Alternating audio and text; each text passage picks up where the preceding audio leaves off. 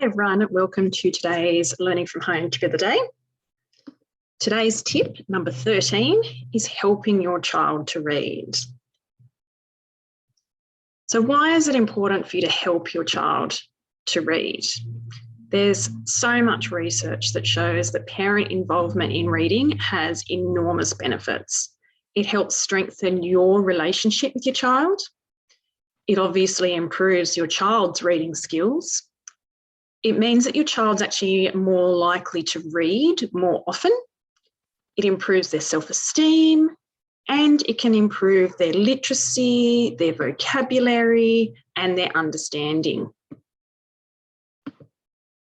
So how do I read with my child? There's lots of different ways that you can do it. One common way is echo reading. So that's where you read the first sentence and then your child repeats the same sentence. So they're echoing your reading. This is a great one for children who aren't so confident with their reading, or maybe if it's a new book, and it gives them an opportunity to hear you read it first before they have to read it. They know there's nothing that they don't know coming up. Shared reading is where you take turns. So you might decide you're going to read a sentence each, or a paragraph each, or even a page each. And you can talk about that before you start. This one's a really great one to develop a bit of a partnership in reading and create a bit of fun. You may even choose to read different characters within the same book. NIM reading, or neurological impress method reading, is where you read aloud and your child reads just a couple of words behind. So this is again one for when a child isn't so confident with their reading. And then again, you just read along, follow the words along with your finger as you go, and your child can just follow behind. They've heard what you've said and they're just repeating what you've said as they're reading the word themselves. And another method is paired reading. So this is where you read together in unison.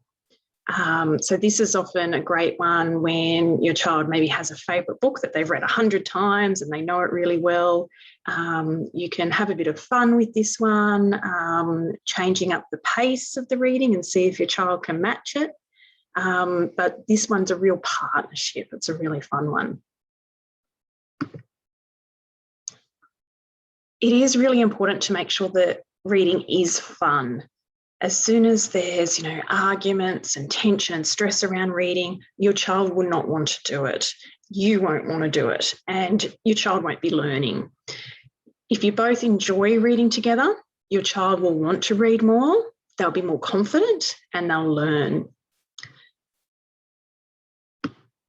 So some things that you can do to support your child's reading: talk about the book before you start reading.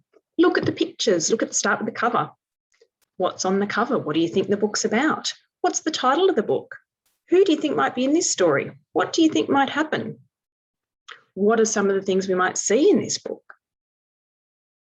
Don't tell your child the answers straight away. There's a great little method: pause, prompt, and praise. So when your child gets stuck on a word, give them some time, pause, allow them to think about it. If they can't figure it out by themselves, give them a prompt. Maybe you can give them a clue about, what does the word start with?